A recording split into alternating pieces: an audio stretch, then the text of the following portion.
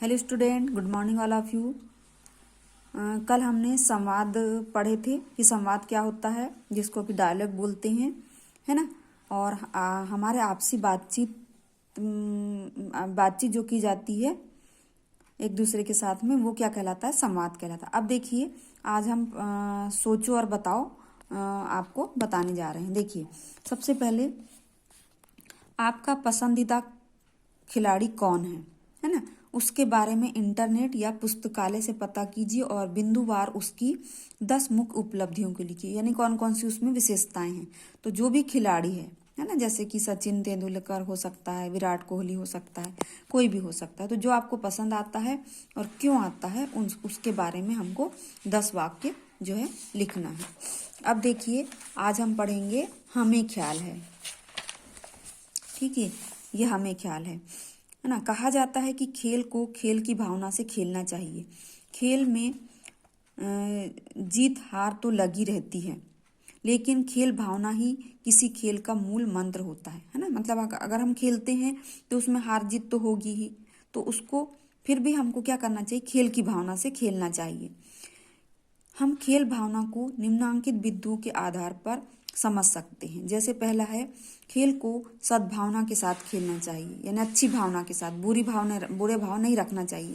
Second है, खेल के दौरान प्रतिस्पर्धा स्वस्थ होनी चाहिए, है ना।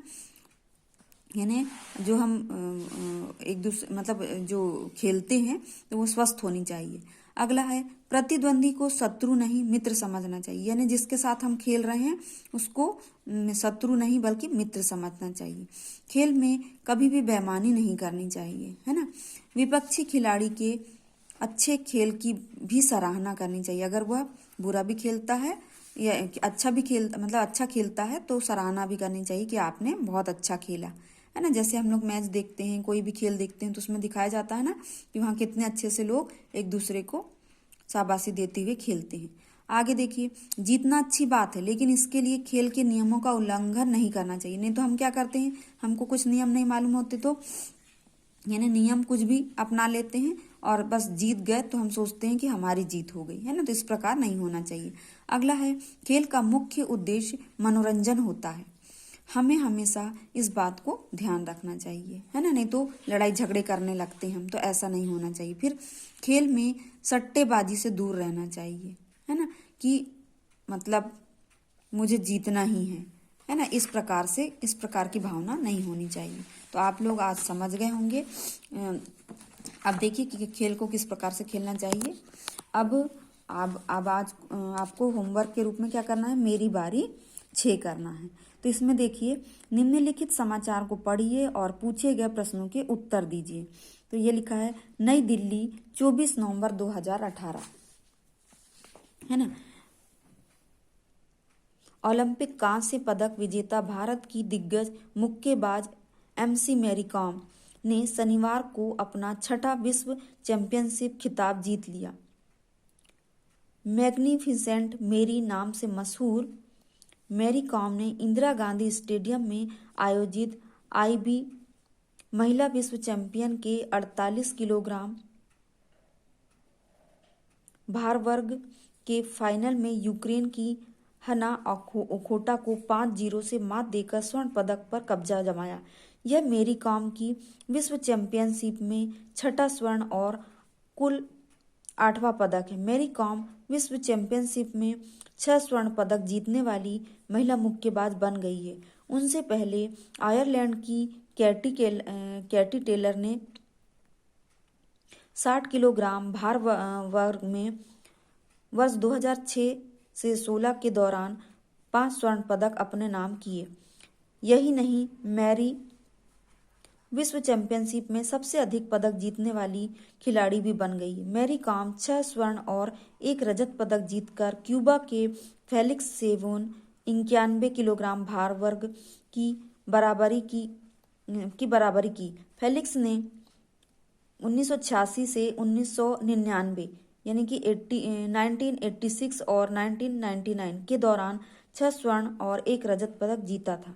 मैरी कॉम इस जीत के बाद भावुक हो गई। उन्होंने कहा, मैं अपनी इस जीत के लिए अपने प्रशंसकों का शुक्रिया अदा करना चाहती हूँ, जो यहाँ मेरा समर्थन करने के लिए आए हैं। मेरे लिए यह महान पल है। पहले राउंड में दोनों खिलाड़ी एक दूसरे के खेल को परख रही थी। दोनों ने अपने राइट पंच का अच्छा इस्तेमाल किया। मैरी ने कई पंच सही निशाने पर मारे, हालांकि हना ने अपने राइट जैब का अच्छा उपयोग किया, लेकिन मैरी ने अपनी फुर्ती से अधिकतर पंचों को नाकाम कर दिया। दूसरे राउंड में दोनों ने आक्रामकता दिखाई और राइट जैब के साथ फिस्ट संयोजन से हावी होने की कोशिश की। दोनों खिलाड़ियों की रणनीति एक जैसी ही थी। आरंभ में हना ने कुछ पंच मारे जो सटीक निशाने पर लगी, हालांकि अंत में मैरी ने मौके बनाए और सटीक पंच मारकर कई अंक बटोरे। तीसरे राउंड के आरंभ में ही मैरी ने राइट और लेफ्ट जैब के संयोजन से 3-4 अच्छे पंच मारकर जजों को प्रभावित किया, लेकिन हना यहाँ से बेहद आक्रामक हो गई और मैरी को उन्हें संभालना मुश्किल हो गया। लेकिन अनुभवी मैरी ने धैर्य बनाए रखा और जब हना लापरवाह दिखी तब पंच मारकर अंक बटोरे। अब देखिए क्वेश्चन आपको सॉल्व करना है।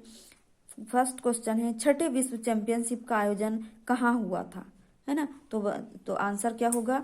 Jawaharlal Nehru stadium, Shivaji stadium, Ambedkar stadium, Indira Gandhi, है ना। यहाँ पर लिखा है, देखिए इस तरफ कहीं पे, इसको एक बार पढ़ लीजिएगा आप लोग, है ना। उसके बाद सेकंड क्वेश्चन है, फाइनल में मैरी ने मुकाबला किस देश की खिलाड़ी से हुआ? क्यूबा, सोवियत रूस, अमेरिका, पाकिस्तान। तो ये सोवियत रूप से हुआ, है ना। इसको आपको एक बार पढ़ना है अच्छे से। फिर विश्व चैंपियनशिप में छठा पदक जीतकर मैरी ने किसकी बराबरी कर ली? फेलिक्स सेवोन, केटी टेलर, सुशील कुमार, साइना नेहवाल। तो ये फेलिक्स सेवोन। अगला क्वेश्चन है, मैरी ने भावुक होकर किसका शुक्रिया अदा किया?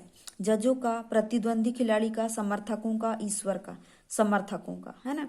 मैरी कॉम विश्व चैंपियनशिप में कुल कितने पदक जीत चुकी है? 5, 6, 7, 8। तो 6 और 1 7 इधर कहीं पर लिखा है, तो आपको इसमें आंसर लिखना है 7।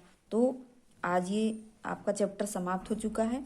नेक्स्ट वीडियो में हम नेक्स्ट चैप्टर पढ़ेंगे। आज आपको क्या करना है? सिर्फ मेरी बारी 6 होमवर्क के रूप में करना है। तो आज की कक्षा हम यहीं समाप्त कर रहे हैं। धन्यवाद बच्चों।